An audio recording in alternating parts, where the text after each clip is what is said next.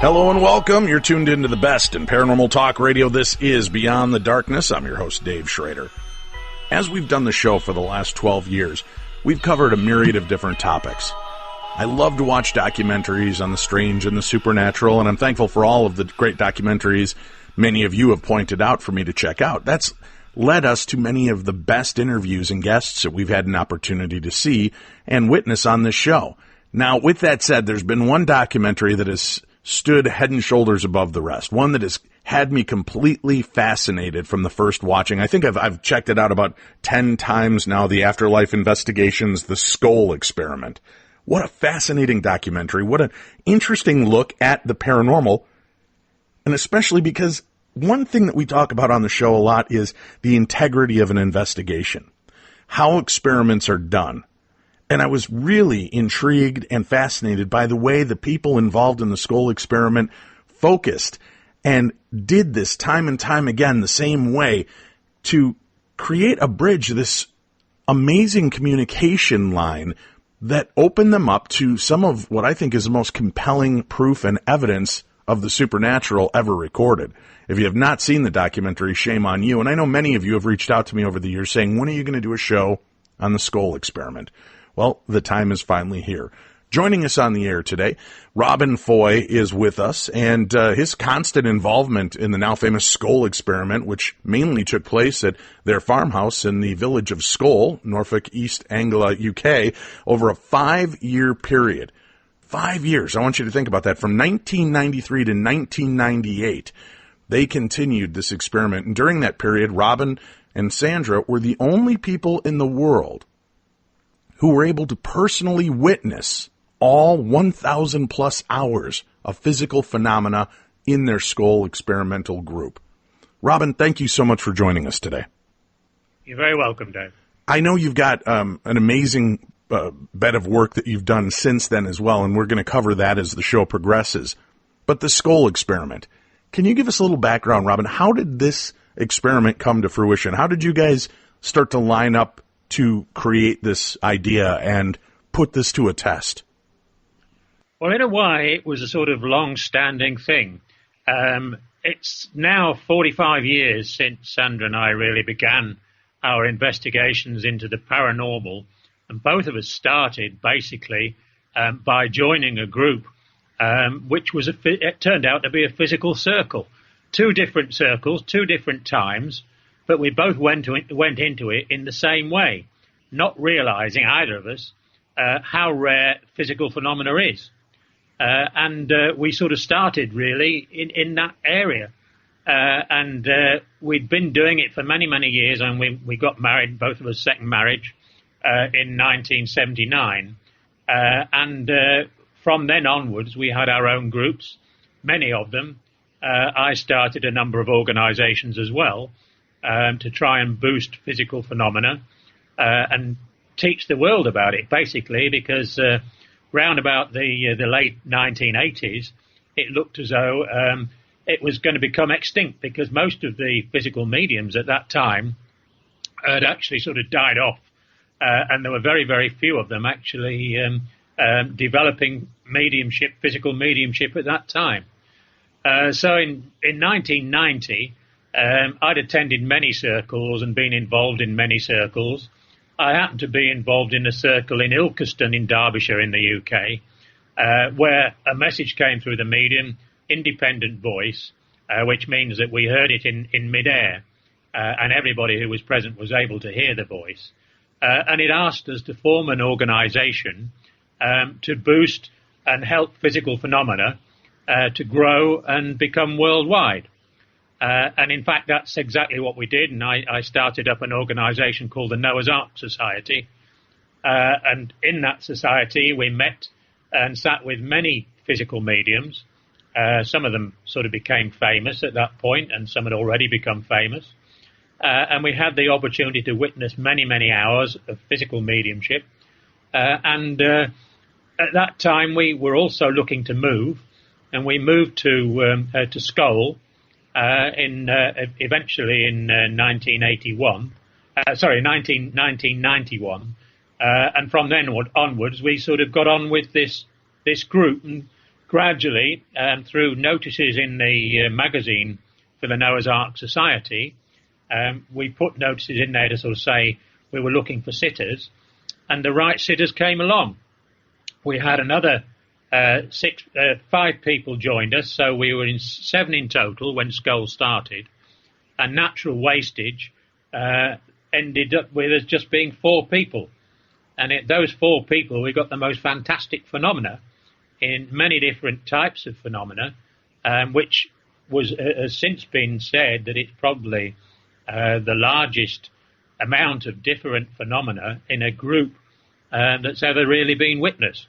And we got in touch with people in the scientific area who joined us and investigated us, and we were able to demonstrate the phenomena to them and to many other people throughout the world. Now, Robin, there are a lot of skeptics around, and rightfully so, who question all of the claims of the strange and the supernatural. I'm a skeptical believer myself. I've had experiences, I've seen and witnessed things, but it doesn't mean I don't question the authenticity of a lot of these experiments and eyewitness accounts. When you watch the documentary on the Scole Experiment, there was so many things taking place on a regular basis for you guys. I mean, was there ever a day when you went in to make the connection, to do the sit, and nothing occurred? In the Scole Experiment, no, that never happened. Once things had started to take place, it just carried on. That's truly like you opened a conduit and a door, and once they knew that you were going to be there, right? Once they knew you were going to be there, it was a sort of door or a portal, yeah. They just made themselves available. And was it always the same series of energies, spirits, entities that would come through, or would you get a wide variety of different people? Well, in fact, there was a spirit team that was working with us. We were told, rather like some of these organizations where you've got half a dozen people up front. But these were the sort of half a dozen people who were communicating with us on a regular basis. They were members of the spirit team, and they told us that this team was there. And between them, they were working out the different experiments they could do with us. And we were pioneering at Scole with a brand new way of working. The traditional way of working within physical mediumship was generally the fact that one person, one medium, would go into a deep trance and would sit within what was known as a cabinet, which basically was like a little Punch and Judy tent, where they were able to sort of exude a substance called ectoplasm, and this was then moulded by spirit people into a physical form of a human being who was able to walk and talk amongst those in the seance. But that's not the way that we worked. They were working with us in a brand new way, using only energy. It was safer, it was easier to achieve, and whereas in a traditional way, it could take anything up to 12, 15 years to develop good phenomena using ectoplasm. Using the method that they were working with us, it was just a question really of months to start to get good phenomena. And it was safer because if people in the past were working with ectoplasm, and there are still a few mediums that do, it was dangerous from the point of view that if somebody did something stupid in the middle of a seance, the ectoplasm that was in the room could literally shoot back into the body of the medium, cause them severe internal damage, and on the odd occasion, death. So that was nothing to be trifled with, but the way of working with energy was totally safe. If somebody did something really silly during the course of one of our sessions, all that happened was that the phenomena stopped. And when you are beginning this, in the initial stages, would connection be made immediately, or did it take a ramp up? Did you have to kind of turn the light on for the other side, and, after 2 or 3 or 4 sessions before things started to really amp up, or did you begin right out of the chute making connection? No, it was several months before it really started to come together. Several months. And now you guys, Yeah. explain to me the protocol. Would you meet every Monday at the exact same time, exact same place, or how did that protocol get set into play? Yeah, we started off by meeting once a week. And I mean, some people who wanted to join the group when we started off with 7 people travel 70 miles to actually get to the circle, and very often they'd stay overnight and then travel back the next day. So, it sort of it was quite an undertaking, and people really needed 3 basic things to be successful in working with the energies we did. First and foremost, every one of the sitters had to be totally committed to the task. Every one of the sitters had to be totally dedicated, both to the group and to spirit. And thirdly, each and every one of us had to be totally passionate about achieving the results that we wanted to achieve. And it just didn't happen overnight. So in the beginning, it was once a week that we were sitting, and we actually started to sit in the December of 1992, and it was about May in 1993 before we got anything that was totally genuine, that we were aware was 100% genuine. And that really, all that happened on that occasion was that a trumpet, which I should explain is like a megaphone that sort of stands in the room, sort of fell from a table that it was sitting on. And that was the first time we really noticed anything that was definitely physical. How long? Wait, could I ask real quickly? How long would those sessions last? Yep. I mean, you went several months before you got something that was, in your opinion, interesting enough to really kind of elicit the possibility that something was going on. How long did these sessions last? Well, we would sit for 1.5 hours to begin with. So for several months, you would meet once a week for 90 minutes and do this. You guys, I mean, boy, what fortitude. A lot of people, they sit down for 1 or 2 attempts and nothing happens and they throw their hands up and that's the end of the story. Wasn't it? Absolutely. Wasn't it a little discouraging after, I don't know, the first 2 or 3 months of nothing really occurring? What was the drive that kept you and your team moving forward, plotting one more try? The fact we'd been able to achieve good results in the past with different groups that we've been involved with just kept us going. And we knew we were going to have to take a long time to get it. But we were hoping that we weren't going to have to take the sort of 8 or 10 years that other people have done in the past. But in fact, once we started to get phenomena, it was made very plain to us because 2 of our group went into deep trance. Now, there was no cabinet or anything there, but for every session after that, both of them, a husband and a wife, were totally in deep trance. And it was through them that members of the spirit team were initially able to speak. So, but in total, when we developed all of this, and the first proper phenomena happened almost after a year. So it was the October of 1993 that we got the first apport phenomena. In other words, a little present from spirit, which landed on the table in front of us with a big thwack, rather like a house brick. And this turned out to be a coin, which is called in the UK a crown, very old coin, and it had the effigy of Winston Churchill on it. Could we reel back for 1 second, Robin? When you said that Yep. you had these 2 mediums, this husband and wife team, that would go into this deep set trance, and they would begin this communication. Yeah. Again, right. for the listeners that are in the skeptical realm, how do you? What is the? How do I want to phrase this question?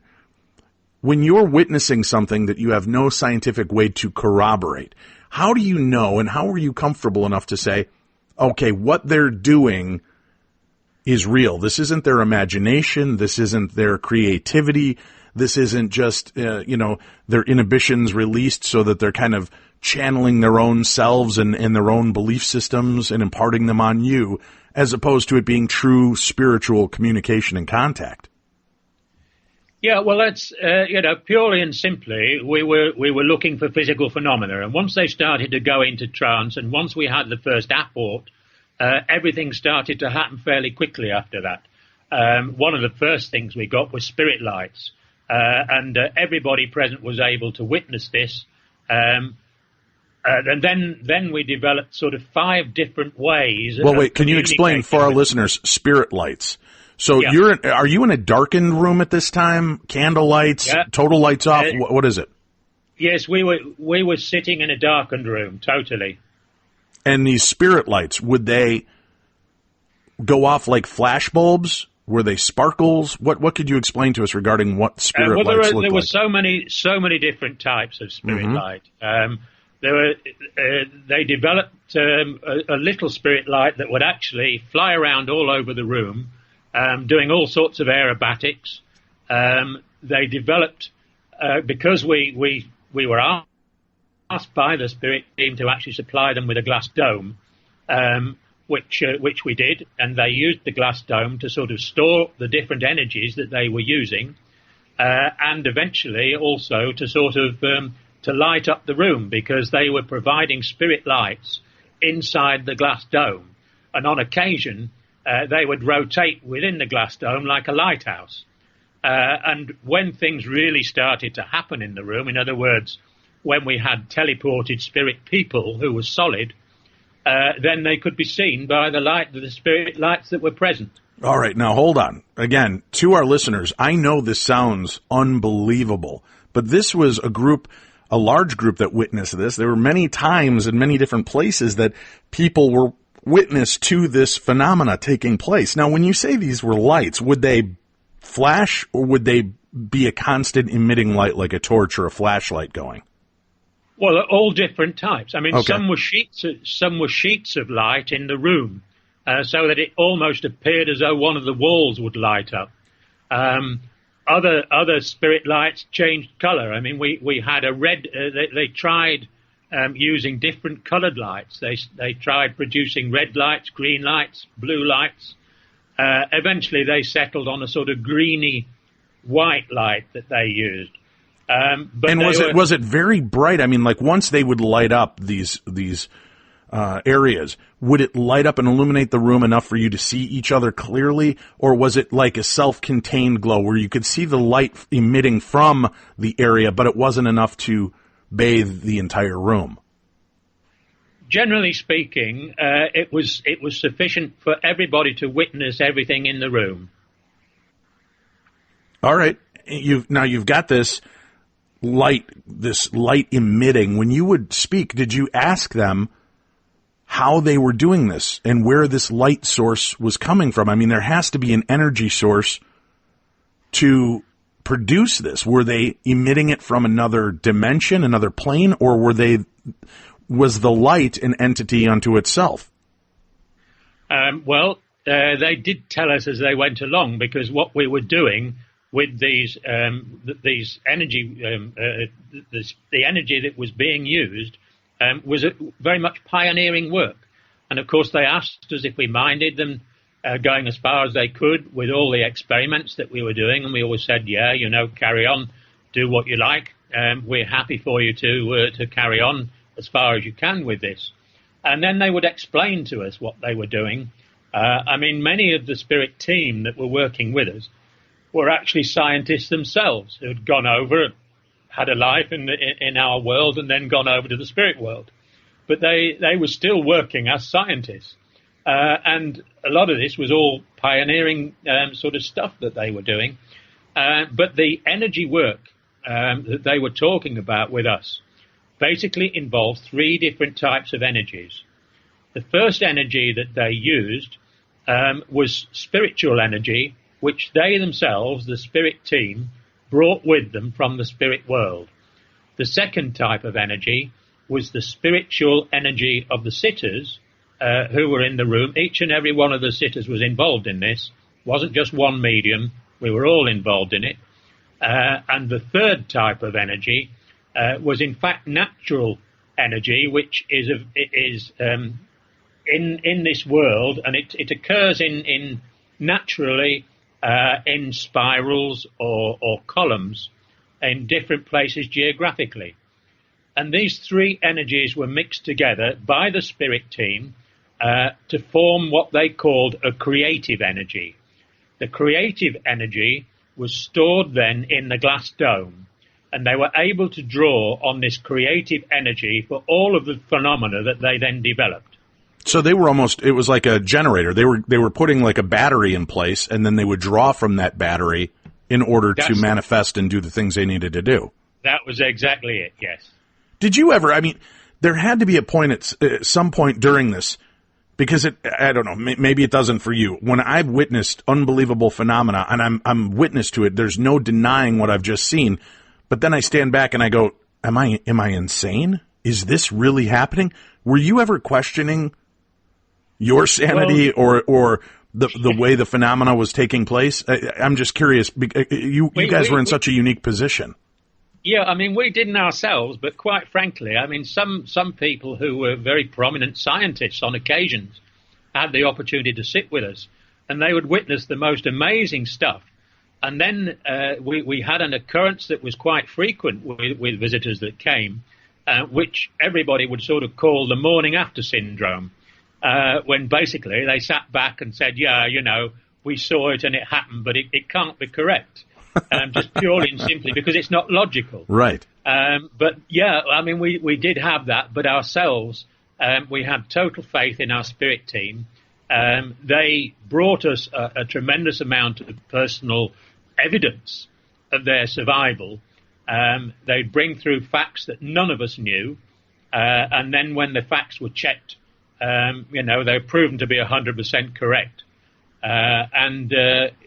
From that point of view, the personal evidence showed us, without a shadow of a doubt, that life goes on.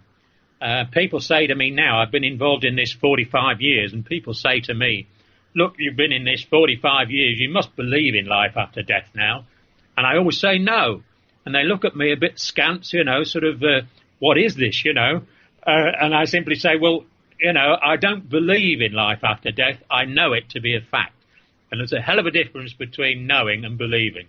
That's an excellent point. Was there ever sound that emitted when these energy lights would go? Would you hear a hum, a buzz, a crackle, any kind of noise? In the early days, when we got the early phenomena and the trumpet sort of toppled off the table on the first occasion, we actually had cassette tape recorders in those days, and we were recording every session that we had. And we did notice just before the trumpet fell off the table, we did notice a definite crackle on the recording when we played it back. And as soon as the trumpet toppled over, the crackle stopped. So there's definitely some sort of energy that we were witnessing at that particular time. But we came to understand exactly what they were doing, and they would explain things to us as best they could. When you would play back that audio, now I'm assuming you didn't hear the crackle or pop live. You only heard it upon replay, correct? That's correct, yeah. Would you pick up what we talk about as EVP, electronic voice phenomena? Would you pick up disembodied voices speaking on the tape while you were doing these sessions? On odd occasions, yes. But I when I first came into this 45 years ago, the physical group I sat in at that time was one where the guy who was the leader of the group had been doing EVP experiments himself for many years. You can actually pick up EVP from another person who gets it, like a common cold. And he and I actually spent many hours sort of experimenting ourselves with EVP. And I got to a point personally where I was able to get EVP by experimenting on my own, and anything up to sort of 300 or 400 voices in 20 minutes on EVP. And the thing was, when I started to get more into the circles and saw things happening more and witnessed things, and came across solid spirit beings who were teleported into the room, then I was more interested in that than I was in the disembodied EVP voices. Right, and I understand that, but the idea that you're getting these voices, and again, for those of us in the field that investigate, to get one whispery voice is kind of an excitement. You were getting multiple hundreds of voices, a cacophony of noise that would come through. And it's interesting the way you pose that, Robin, that when somebody is proficient at it, it kind of passes on like a virus. So when you work with somebody, they become more proficient at it as well. Is that fair to say?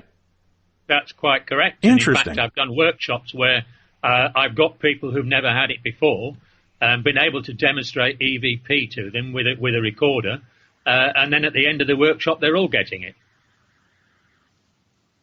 I'm curious, too, when you would hear these messages, and the only reason I ask about the crackling and the popping is we've noticed in a lot of the investigations we've been a part of here that there are times that sometimes just prior, it's almost like a two-way radio or walkie-talkie. We'll get kind of this, and then the voices will come through. It's almost like a crackle and a pop, like they're pushing through some energy field in order to be heard. And I've heard it on multiple EVPs, from people all around the United States and around the world that have sent this to me. Is that because they are broadcasting from that side? They're pushing through that energy veil? What's your understanding of that? I have to say that I've not gone into it deeply enough to understand exactly how EVP works. I only know that it does, and I've had many, many thousands of examples over the years myself. I can always get it now if I want to demonstrate it. But my main sort of interest has passed on rather from something which I know a lot of people put an awful stock in EVP, and I'm not knocking anybody for that, but we went way, way, way beyond that. And I think, really the interest in EVP sort of fell a bit behind. I haven't really studied exactly how it comes through. I only know that it does. All right, I didn't know because, as you said, you worked with many different spirit guides and some of them scientists on the other side, if they ever were able to explain to you how that was coming through or what was going on. We had, in our group, we had 5 different types of communication directly with the spirit team. Each and every one of those 5 ways of communicating with them was extremely interesting. And just got more and more interesting as the experiment went on and the years went by.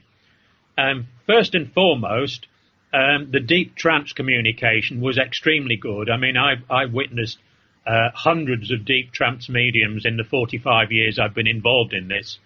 And the 2 mediums that we actually had working with us at Scole were 2 of the best deep trance mediums I've ever come across in my life. And they were out for the whole of the sitting.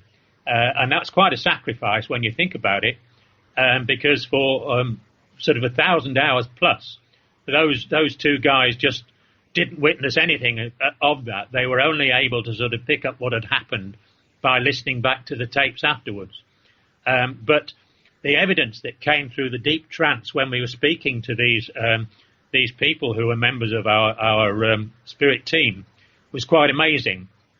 And then the team started to work on what they called the extended voice, so that the vocal organs of the mediums in some way were psychically extended, so that the voices, it was their own, coming through their own voice boxes, but these voices could come right out of the walls, so they weren't coming directly from the mediums themselves. That went on for a while, and then we started to get independent energy voices that literally would carry on a conversation with us, and these energy voices were in midair, and they would sweep right round the room, without anybody moving, and everybody present could hear them, and they could carry on conversations for anything up to 15, 20 minutes at a time. This is something I think we've referred to on the show before as direct voice phenomena. This wasn't something that you had to play back on recording. You were literally hearing out loud the disembodied voices.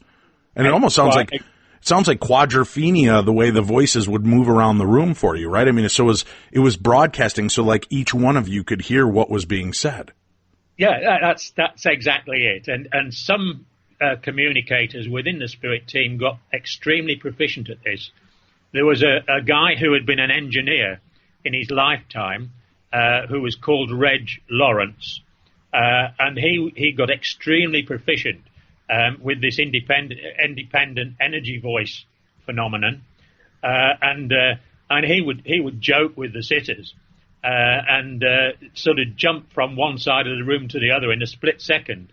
I remember, he was joshing with a number of sitters that we had when we were demonstrating out in Los Angeles, and he would actually touch some of the ladies just on the head or something, just to sort of say, "Here I am, I'm touching you," and then he'd speak from the other side of the room half a second later.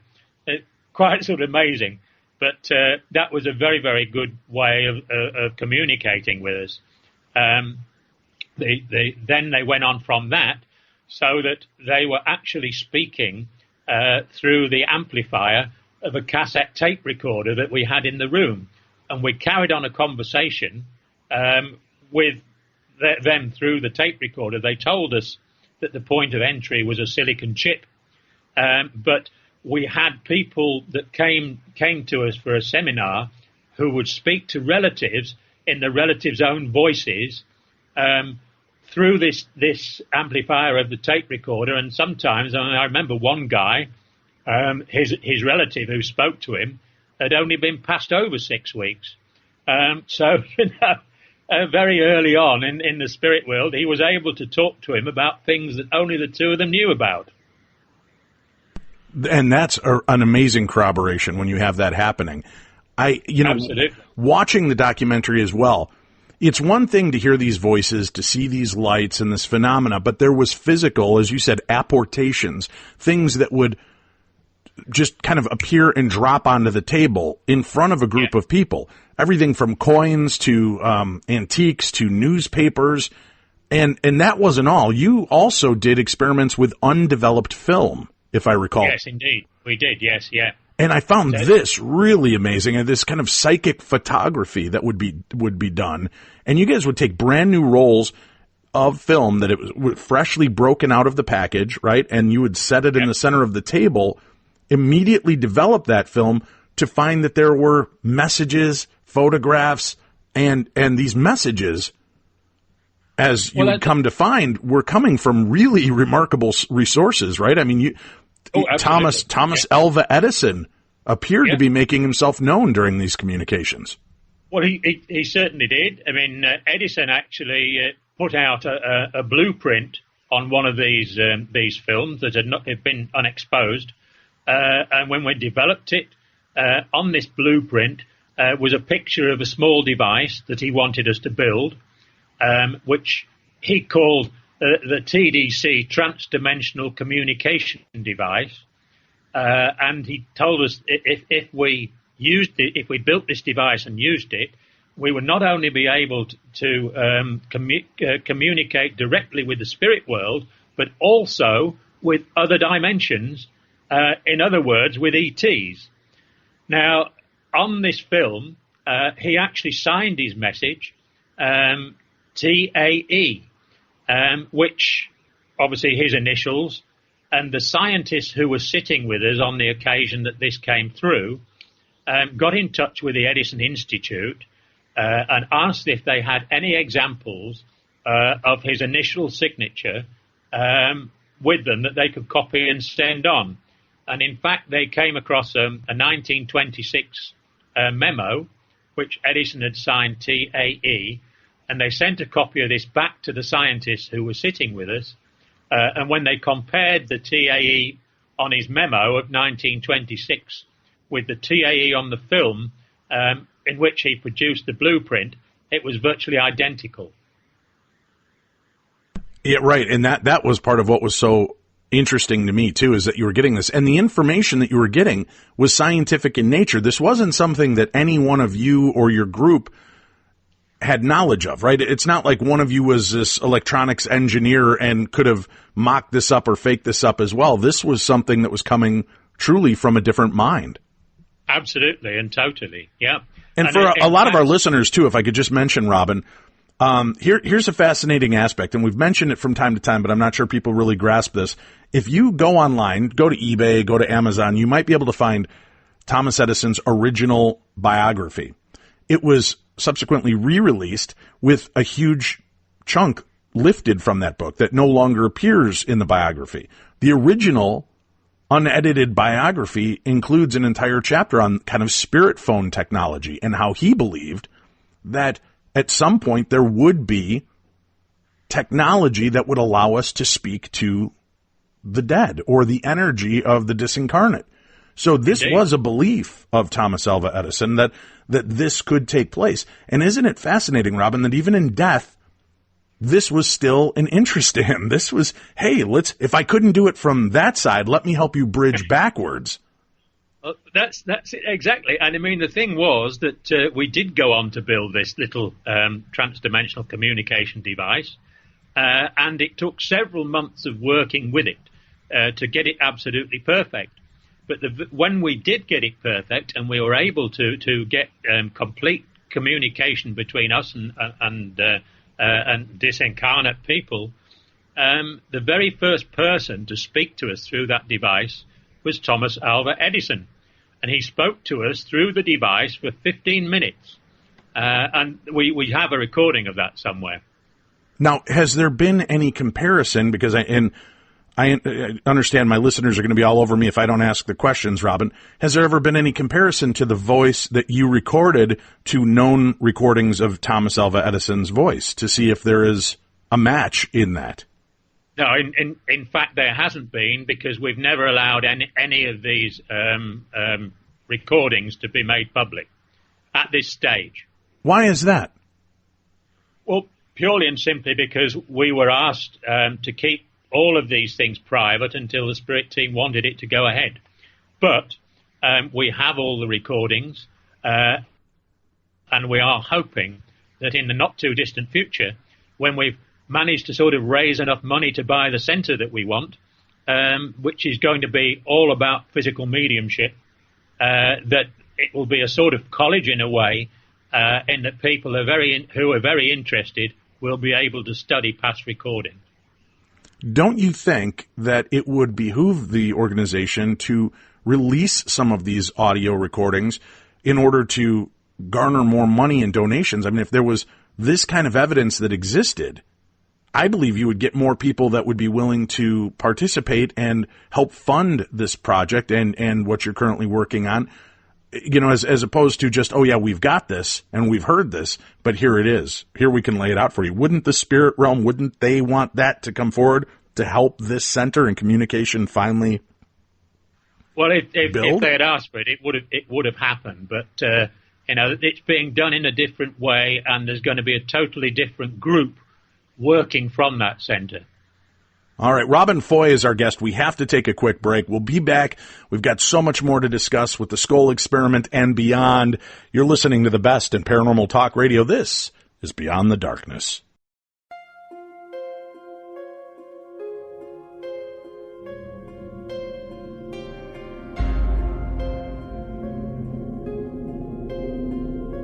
Beyond the Darkness.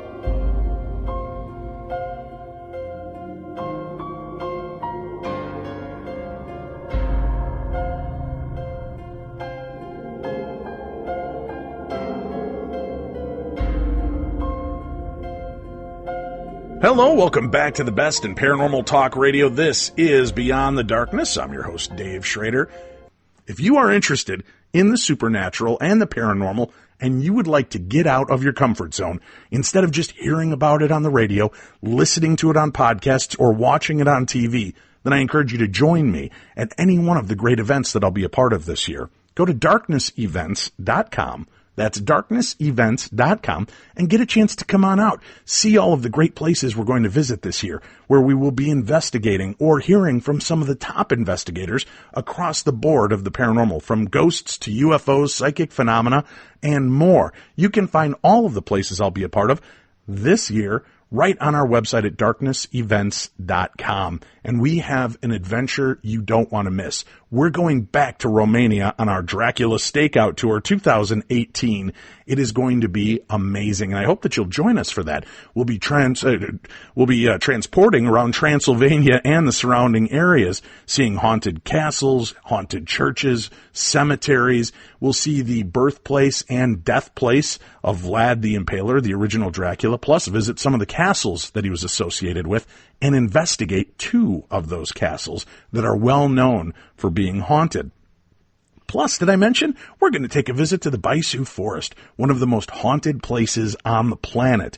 We get to investigate it at night. We get to walk through it, we get to see it and experience it for ourselves. So there is ghosts and alien interference known in that area. So be a part of the adventure with us. We're almost, we're well over half sold out at this point. We're about 3/4 of the way sold out. If you're interested, visit darknessevents.com and click on the Dracula banner. You'll be able to join us that way. You can put down a deposit and make payments on this for the next couple of months till we're ready to go. So check it out and sign up now so you do not miss out on the opportunity of a lifetime. Today we're discussing Witnessing the Impossible, the true and complete story of the Scole Experiment. That's the book by our guest, Robin Foy. Robin was a part also of the documentary, The Afterlife Investigations, the Scole Experiment, which is by far one of the best documentaries on the paranormal and paranormal research and experimentation I've ever seen. For our listening audience, just to kind of catch them up, I know from the documentary, it almost appears you guys are in the basement of an inn or a bar doing these experiments, but actually you were in your home, which was adjacent to this inn. Is that correct? Yeah, that's quite correct. A very old place. The farmhouse itself went back to about 1600 when it was built, and the Scole Inn, which was next door, very old coaching inn, was built in 1666, the year of the Great Fire of London. And there was, we think, at one time, a passage between the cellars of both the inn and the farmhouse.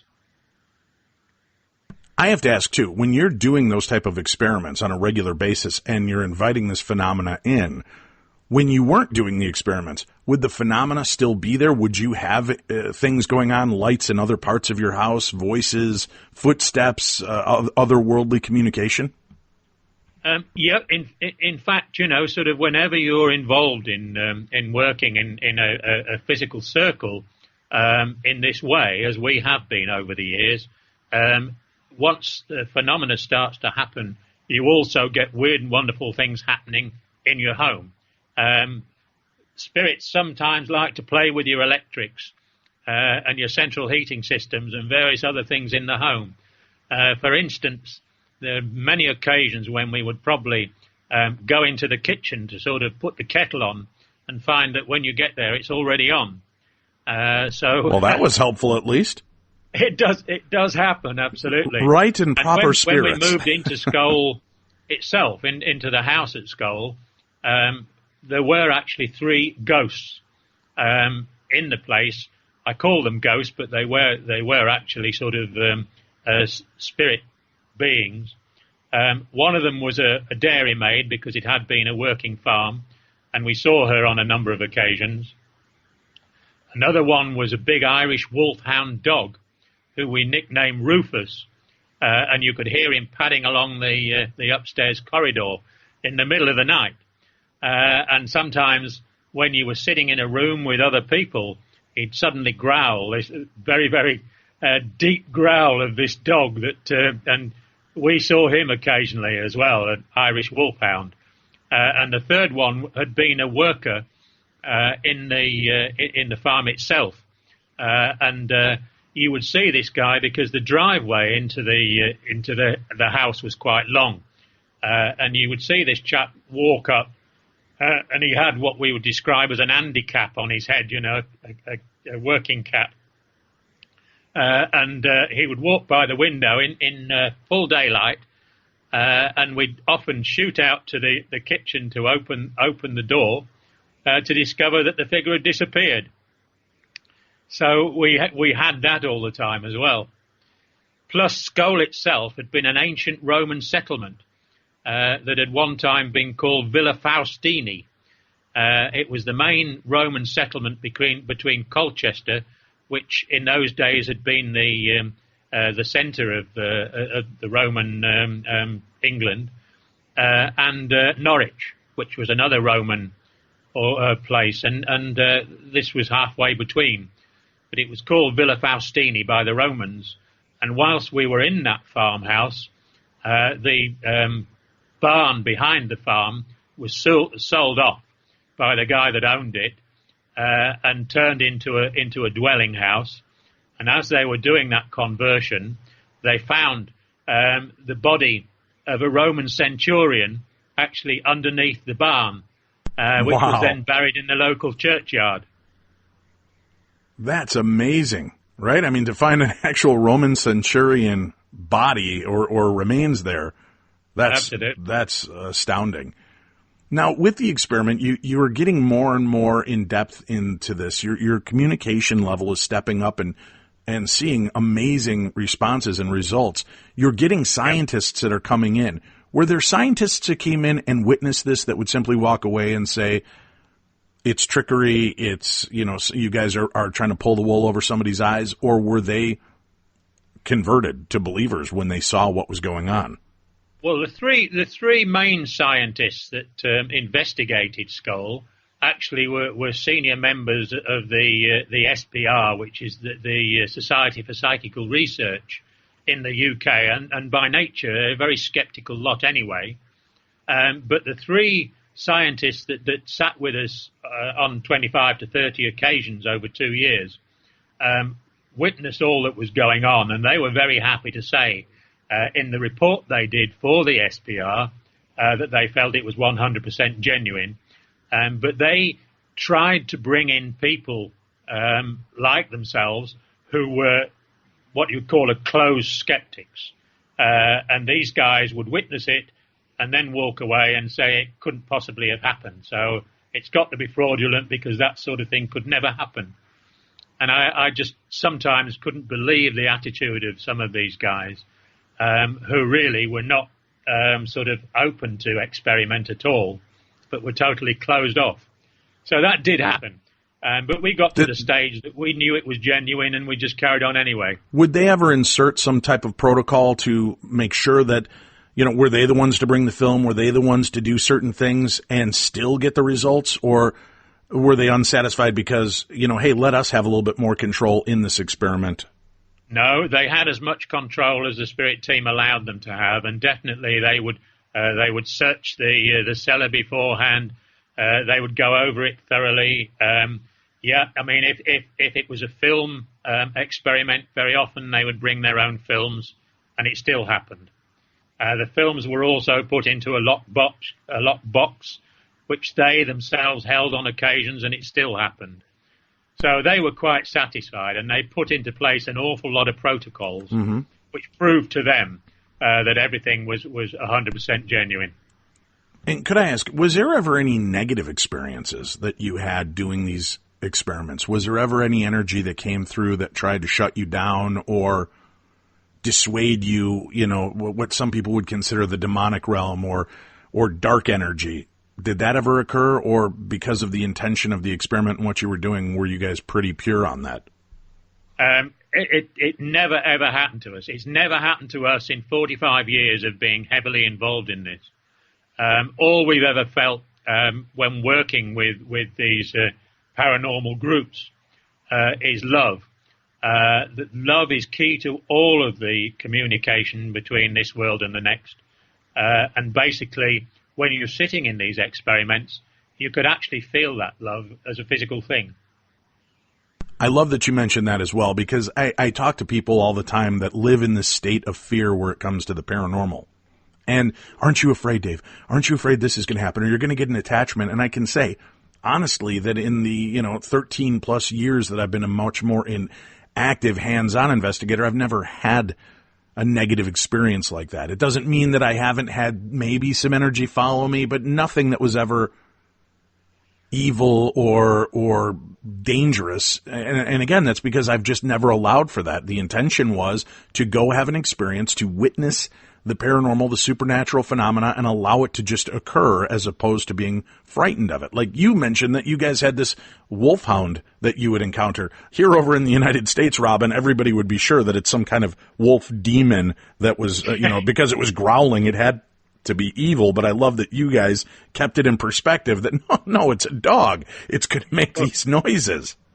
We always thought of it as a pet, really. Right. And that's what I try to tell people with this show. We want to educate, enlighten, and entertain people. Take away some of that stigma and fear base around the paranormal and realize that once you get past that, that's where the magic lies. That's where the real experiences happen. And once you've opened up to that aspect, you become a conduit to really amazing phenomena. And you said earlier, you don't believe in the afterlife, you know. And there is a difference between believing and knowing. Believing Absolutely. Is still hanging your hat on an unknown. Knowing is confidence and faith in what you have experienced and understand to be true. That's quite right, yes. Let's talk more about the experiment, if you don't mind. Then I want to get into where you've gone and what's happened since the Scole experiment. You did this over a period of 5 years. Why, yeah, we did, yes. Why shut the door after 5 years if you were having this kind of, experiments and experiences over and over? I would think that would keep people driving forward, especially when you're communicating with the likes of Thomas Alva Edison and was it Tesla at one point communicated with? Yeah, Tesla has been involved as well, yes. Right. Are he and Edison getting along okay on the other side? Well, they are now, okay. Yeah. Good to know that, old axes have been buried. I mean, it amuses us in a way because, sure. Today, doing the work we do now, we've had a lot of communications from America, from American sort of spirit personalities, some of whom have been past presidents, and some of whom fought in the American Civil War. For instance, we have regular communications today from Abraham Lincoln, but we also have regular communications from Robert E. Lee. And how does he feel about what's going on in America and all the statues and that part of history being erased or forgotten or pushed away into a dark corner? I think, quite frankly, the spirit world are rather worried about what's happening in the world today. And that's why they're trying to sort of get more and more groups to go forwards and develop this type of phenomena in order to help others to understand, that somehow we've got to get this earth back on an even keel and in total peace everywhere. That concern coming from the other side is interesting to me. Why are they concerned? I mean, if they're onto a new playing field, a new level, and they're doing things, why have a worry about what's taking place in the last grouping? I mean, here's the deal. If we drive ourselves into oblivion, that just means we're going to be joining them on that side a lot sooner. Or is that what they're afraid of? They don't want the waters polluted with the goofballs running around. I'm sure they're not too worried about that. But the point is, if it comes to a nuclear war, and it could, that's a possibility, that would affect the spirit world as well as our own world. All right, good to know. They also told you that aside from communicating with ghosts or spirits, disincarnate energies, that you could communicate with aliens. When that trigger was tripped, what was the overall consensus of the group? Was that a shock? Was it a surprise? Or was it a moment of excitement and the possibility that we are going to go beyond what we even conceived with this experiment? Well, certainly a moment of excitement. I mean, we were quite happy. Bring it on, and not only that, but they did bring it on. We were able to, through this transdimensional communication device that Edison had sort of brought through for us, when we got it working properly, we did actually have the opportunity to speak to beings from other dimensions, ETs, into this whole system of the transdimensional communication device. They built a system that the spirit world called an Idolis system, which was actually an interdimensional oral language interpretation system. So, for instance, an ET is not likely to be speaking English, but if the ET thinks into this Idolis system, it comes out as robotic English. Almost like a universal translator. Absolutely, yeah. Absolutely. And what would, now, were you communicating with alien life forms, or were you communicating with the spirit realm of aliens? Do you understand where I'm coming from on that question? I'm not sure I posed it properly. Yeah, I'm sure exactly where you're coming from. Okay. And we did actually have a visit. First and foremost, we were able to capture some ETs on a video recorder which was filming in total darkness, all part of the experiments the team were doing. And on one of those, they picked up an animated picture on the video recorder of a little guy that we call Blue, because basically he looked like the normal greys, if you like, but he was blue in colour, so we called him Blue. And this little guy actually was teleported into the room on 2 occasions. He would stand in front of us, he picked up our hands, put them on his head so we could feel that he wasn't human. But again, there was love coming from this little fella. And not only that, but even after our experiments at Scole had finished, we had 2 physical mediums in 2007 when we'd moved over to Spain that came out here and stayed with us in our house over here. And they did a couple of sessions for us while they were here. And Blue once again was teleported into the room. And once again, he stood before us and allowed us to feel his head. Physically feel his head? Yes. Okay. Yeah. And would the communication between Blue and you be telepathic in nature, or was it an audible communication? Was it something that was recorded and could be heard? No, it wasn't. He wasn't able to speak to us when he came. But he had spoken to us through the TDC system before he even visited. The aliens that would communicate with you, what information would they give you, and what type of questioning would you have for them? I mean, I know what we on the outside are fascinated by, but would they speak to afterlife? Would they speak to the universe in its whole? What was the general messages that you got? Well, they were basically working with the spirit team, so that there was a sort of a dual thing going on. They were working with the spirit team and in conjunction with the spirit team. We didn't have an opportunity, unfortunately, because the experiment ended before we were able to go too far with these guys from other dimensions with the information they were able to give us. But we did have visits by this little chap. Not only that, but we had a miniature UFO actually materialize within the room and sort of flew around the room for everybody to see. It stopped in front of everybody's eyes so that we could actually see this miniature UFO that even had little sort of windows in it that were lit up. This happened on more than one occasion there. You were just so calm about this, Robin. I mean, this is, you're talking, and I laugh about this on a lot of shows, but as an experiencer, you're talking about it like, oh yeah, I drove to the local deli and got myself a sandwich, and oh yeah, I also saw aliens and UFOs and craft. But as I was saying, that sandwich was one of the best sandwiches I've ever had. You're just so kind of bland about it. Are you, I don't want to call it jaded, but I mean, is it almost to the point because of the amount of activity that you've been witness to that it's almost not as exciting anymore to witness this? Oh, it's still exciting, but it's quite natural to us because, as I say, we've had this for 45 years, and we're still trying to sort of work towards getting more and more phenomena again. That's remarkable. It's what an exciting time to be alive and know that this is going on. If the spirit world and the aliens are concerned about our planet, Robin, and they want and concerned about humanity overall, Why don't you think they're at a point where they finally want you to release the information and prove once and for all that this is going on?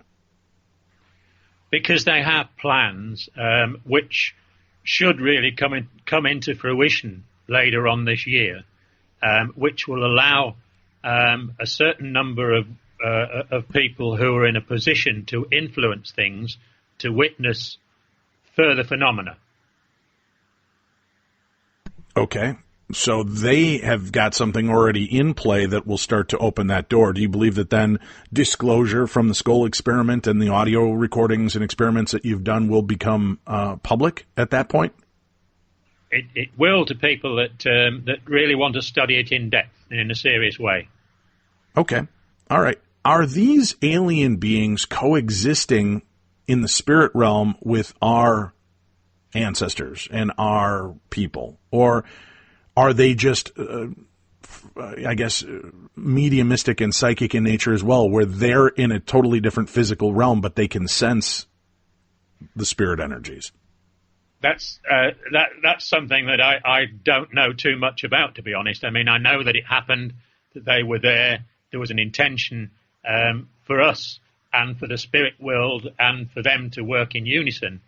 But we really didn't get too much beyond that at that time. But I've got a feeling that we will be doing soon. What can you tell us about the afterlife, Robert, to, somebody like myself who has this overwhelming, and I hate to use the word, fear of death and what does or does not come next? As somebody who knows, what can you tell us that has been given to you from the other side about what we can expect when we do die? When our physical forms die, I should say. Basically, when your physical forms die, you're simply going back home. The spirit world is our natural home. And the earth lives are purely and simply a way of teaching us, of educating us, of bringing us knowledge that we can't experience in the spirit world because it isn't a physical world as such. But there's absolutely there's no need for any fear. It is simply like walking from one room into another room, except the people you leave behind, are obviously in deep grief, and you don't always, unless there is some form of physical phenomena available, you're not always able to go back and communicate with them.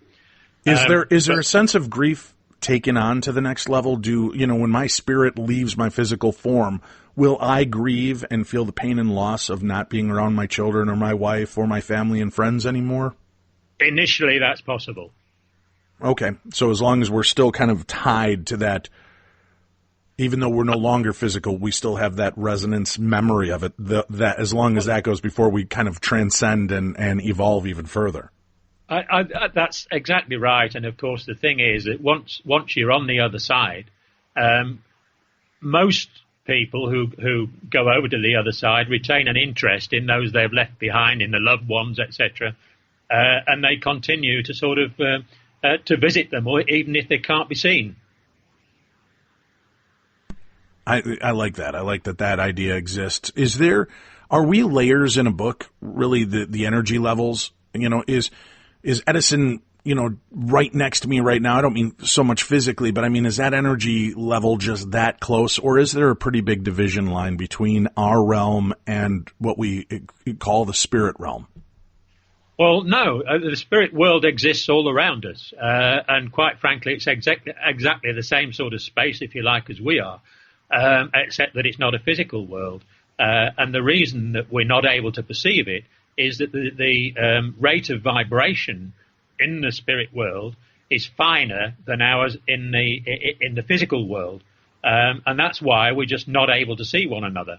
But it exists all around us all the time.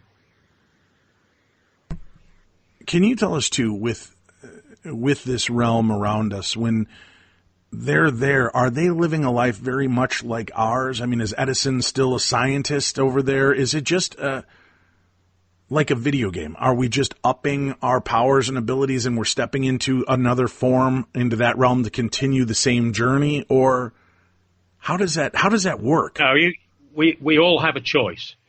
We all have a choice as to what we're interested in, what we want to do. And there are certain people who have gone over to spirit who still retain a great interest in the world as it stands at the moment, and who want to help, because the world is in one heck of a mess, as I think most of us would agree. Well, I would completely agree. You've done these experiments. What wound them? What was the end point? I know that there's been a lot of conjecture online that there was a falling out between the team, that egos got involved, and that impurity started to break down the communication. Can you either confirm or deny if that was part of what took place? No, not at all. It was purely and simply the fact that the experiment was intended to be a pioneering experiment, and the spirit team always wanted to go as far as they could with the experiments, knowing perhaps that at some point it would get to the point where they sort of overran themselves and further work became impossible. They wanted to take the whole thing as far as they could. And the simplicity of the ending was that each time we sat, finally, the crystals which we had on the table started to vibrate and started to screech, literally, so that both of our mediums came out of trance and couldn't get back into trance at that time. And eventually we learnt from one character who closed, and we think this guy was, if you like to call him, a lord of the cosmos. He actually communicated with us directly through the amplifier of our tape recorder, and told us this fella called himself Varan Herik, which is the nearest I can sort of get to that. But he explained to us that unfortunately the screeches within these crystals were preventing the communication between us and our spirit team. And we learned that the problem behind this was the fact that there was a team, or there was a group very much like the Scole group, but 115 years into our future, that every time we sat was somehow using what was known as a crystal probe to link in with us. And this team were trying to communicate with us. Now, they were physical and real, but 115 years in our future. And see, that is amazing to me, because I've been talking about that fact that I believe that more of what we believe the paranormal to be is kind of a form of time travel communication. And well, here you are saying that, right? The spirit world will tell you that time does not exist. It's man's invention. And I believe personally that the past, the present, and the future are linked. And that is why sometimes you can communicate with somebody that's gone into the spirit world 200 years ago, and you can communicate with somebody who's on the earth 115 years into the future. But the point was that what they were saying to us is that because this group were 115 years into the future, if they had told us anything of what was happening at that time, 115 years into the future, it could have changed. And if we then told that somebody else what they told us, it could have changed the whole of mankind. So in fact, they had to close down the group. It was as simple as that. And we lost contact with the group. And finally they said, they were awfully sorry, and they thanked us very much for what we'd done, but they had to close down the Scole Experiment. And to us, it was rather like losing the whole of our family, these being the people we spoke to regularly in the spirit team, in one go. So we certainly grieved for a number of years after Scole finished. Once you disbanded the group, was there still, would you come together once a year or something just to continue that connection, or did everybody just go on their own separate ways and their own experiences and travels now? No, at that point, we each went our own separate ways, and remembering that there were really only two couples involved in the group when it finished.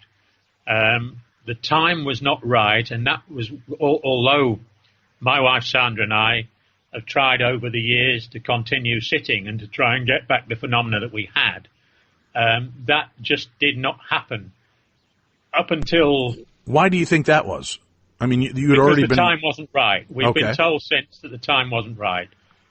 What we have been told is that the time is now right, and that phenomena is beginning to occur again. Where does this lead you now? Where in your life experiences are you, and what's the next step for you and your group and your wife and this team? The next step is for us to get the centre that Spirit wanted us to have and told us about 10 years ago, which is now currently available, and we've been trying to raise the money to do that. The thing is that it's going to happen. We're absolutely sure of that. And from there will be a core group who are able to demonstrate physical phenomena, and that core group will be called the Scole Experimental Group. There will also be guest mediums coming there. For instance, the vice president of the organisation we've started, the Spiritual Science Foundation, is a German physical medium called Kai Muger, who is an ectoplasmic-based medium and who is probably the best demonstrator at the moment of ectoplasmic phenomena. Now, he also will be in a position to demonstrate. We will also be starting up a number of groups, helping those groups to develop, as well as demonstrating for other people. But the reason for the centre is the fact that it will be a little bit isolated, and that will allow some people who probably wouldn't want to be seen sort of entering an organisation like that, but who are in a position to influence mankind to get the sort of information that will help the world. Why in such a faraway place like Spain? Why not in England? Why not in America, which would seem to lend itself to easier accessibility and a much larger core base to draw from? Because there is a portal. There's a sacred mountain just half a mile away from this property, and there's a portal on that mountain that will allow access into both the spirit world and to other dimensions. And there's nothing like Sedona, Arizona, there's nothing else like that would be conducive to a more populated market? No, unfortunately. This is where they've chosen, and they've got good reason for it. Okay, fair enough. I know our time is running out on us here. If people are interested in kind of reenacting the experiment you've done, do you believe that others can come together with a common bridge and goal to do an experiment like the Scole Experiment and get the same results? As you said, they're finally at a time where they feel, the spirit realm is ready to start making that communication again. Could other groups do that and strengthen this army? They certainly could. Many groups have done that.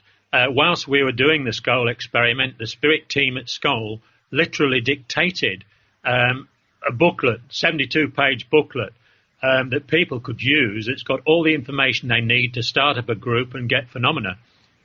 Hundreds of those have actually been taken over the years, and many groups have started to already get good phenomena. And that book basically is available from www.scoleexperiment.com, and they can download it from there. And people are getting good results from that. So www.scoleexperiment.com. I'll add that link to today's podcast as well, so it's easier to find. I've also got links up to the Scole Experiment book and to Robin's book as well on our site, so you can find that. Just go to the Killer Deals link on darknessradio.com, and you'll find all of the links for those books. Fascinating life and fascinating experiments and experiences that you've had. Is this, and understand the backing of this, but Does it excite you for the next level? Are you looking forward to your transition point and making it to that next realm? Or are you like, yeah, that'll be great, but I've got a lot more to do here first? That's exactly it. I've got a lot more to do here first. And we've already been told that what we're involved in now will be our swan song. But I am looking forward eventually to getting over to the spirit world, going back home. And that's great. We hope that for you it's a long, long time so that there's a lot of education that can be made between now and then. What can you tell me about these type of experiments and the people that were involved, for people that are concerned about doing their own? Has any weirdness or harm befallen any of the original members of the Scole Experiment? No. So it's not like, slowly one by one, people have developed Alzheimer's or passed away or died strange or mysterious deaths. There is nothing to fear in doing this with the right intention. Absolutely nothing to fear in doing it with the right intention and doing it in the right way. And if anybody patience. just follows, patience, and anybody just follows the simple instructions and advice in the booklet, that tells everybody everything they need to know. All right. Well, we will make that out and available. Robin, thank you so much for joining us. And what is the best way for people to keep up with you and the work you're doing and your center? Basically, we are recruiting people as members for the Spiritual Science Foundation, and all it costs is €20 a year to join the foundation. And to do that, all people need to do is to send €20 via PayPal to the email address Torcalero, Torcalero 25 at yahoo.co.uk. All right, Robin Foy, our guest, thank you so much, sir. We appreciate the time and insights to this remarkable part of history, and look forward to catching up with you as things continue to grow. Will you check back with us on the show and let us know what changes or what new messages are coming through? Certainly will, yes. That's it for today, folks. Thank you very much for tuning in. Remember to check out True Crime Tuesday today as well. It is an amazing story. For many of you that remember the hit series Hogan's Heroes, Robert Crane, the star of that show, led a very unique and hidden life that was exposed after his untimely and still unsolved murder.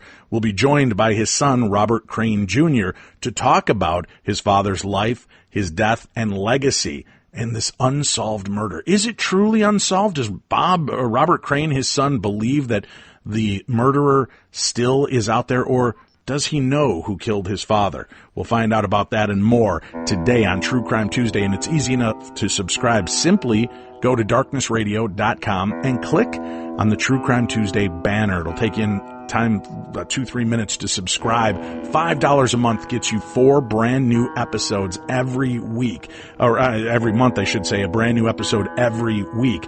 And it gives you access to all of our past archives. So for just $1.25 a week, you'll get access to the best in true crime talk radio. It's a great follow-up to the best in paranormal talk radio. Thank you for joining me here on Beyond the Darkness.